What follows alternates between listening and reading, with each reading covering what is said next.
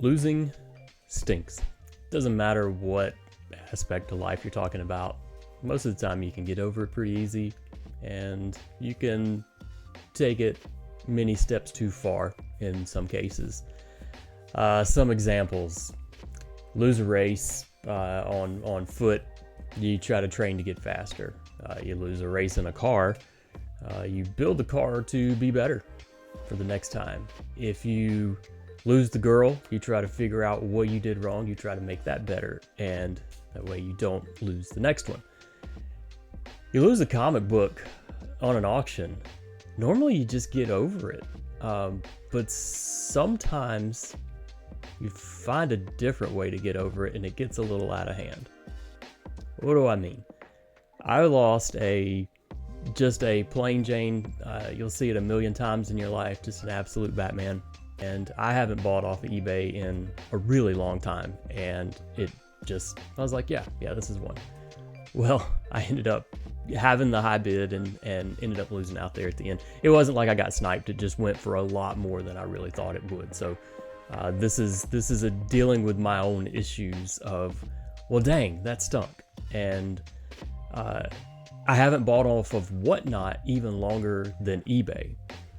And what that ended up doing was I dumb luck found some auctions going on later that night from the Comics Den on WhatNot, and it went a little out of control.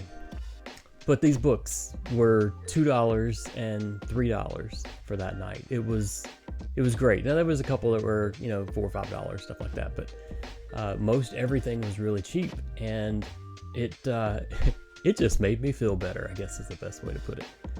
But it was cathartic in a way. I'm going to show you this stack of books and just show you what I ended up getting from WhatNot here.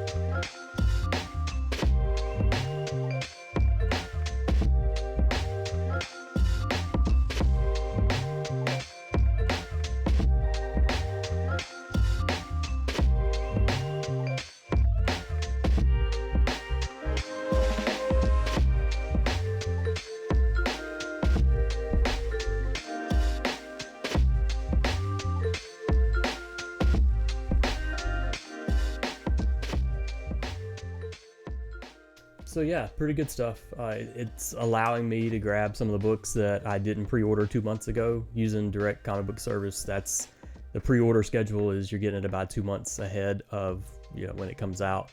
And there's some that I just missed. I didn't realize that I wanted one of these or one of that. And things for like White Sky and Nectar, just second prints, and that's fine. So I can read the story. Some of them I'll pass along. The Nectar stuff I don't have any interest in keeping those, but White Sky, I did enjoy it, so I'll probably hang on to that. And All the Dork, I really enjoyed an interview on Direct Editions podcast with West Coast Dave. He had Brett Bean on there, and just the personality of Brett, the person himself, made me a fan of Dork. And after I listened to that interview, I went and bought everything that I could. I read them all online to make sure that I enjoyed it, and I did. And getting all these at $2 a piece, it just makes sense for me, and it makes me happy every time I see it. And hopefully I'm going to be able to get in line at Heroes Con and get him to sign a handful of these if it's not too expensive. So yeah. But another box coming from Comics Den. This is going to have the best packaging in the business. Angelo is incredible. He's got all kinds of good stuff in here to keep these books safe. Everything is in a small little box inside a big box. Probably only got, 10 or 12 books in this one. I can't remember exactly how many we got. But like I said, it's going to be a lot of the same things that you just saw, more than likely. It was Free Comic Book Day, and he sent me one of the Gun Honey The reason that he sent me this is because when I went to Free Comic Book Day on Saturday, it was with my wife. I wasn't about to push it to try to pick this one up, so I slipped Angelo a message and said, hey, send me one of those Gun Honey ones, would you? And he did. Thanks, Angelo. All right. Rest of the stuff is taped together with pull tabs. That's always good. All right. First up, shocker, an Absolute Batman. This is the 10th print. This one, I keep getting it. I don't buy all the prints of that, but the black and the red color, and I apologize for the glare there, but the black and the red really just look good on this cover, and I've got a few of these now, and this is probably what I'm going to try to get Nick Dragata and Scott Snyder to sign. I just like the way it displays. I mean, cover A looks great too. Cover A is a little bit more expensive too, so it's probably going to be that one. Next one is the same thing that you've already seen, and this is probably the 10th or 11th copy of this that I've got. First appearance of Scarecrow, first cameo of Robin, and to get these at $2 a piece, like I say, I'm probably just going to keep getting them and then just stack them in a box and be okay with owning it. And this one looks good. So these are all 9/8 candidates, most of them are. So I'll end up probably doing a little press on it, stick it in the cold press for just a little while, and then send it in and do a 9/8 pre-screen on it, and probably sell a few of them and that kind of thing. They're not expensive though. I mean, you can go buy a 9/8 version of that for 60-ish bucks, maybe $65 or something. So not gonna get rich on it by any means, but it's a good looking book. It can be made into a 9/8 and look great. So why not do it? That's kind of it. The only problem is I don't have a lot of time with the customer books. Occasionally I can sneak in one of my books every once in a while and do that. So that's kind of where I'm. When I have a little break on one of the presses, I'll sneak one of mine in for just a little bit, and then back to the customer books again though. So continue on with the stack. We have a number 18. So it's basically the same thing, $2 book. I just bit the bullet, went ahead and got it. This one is also excellent condition. And let's just keep counting down. Number 17, First Poison Ivy. This was I thought it was a good run. 17 to 18, Eric Canetti that were in it. And I hope that maybe I can get to meet him as well to get him to sign one of these. Next up, it's not the same thing, but it's the same thing. Another number 17, again, $2.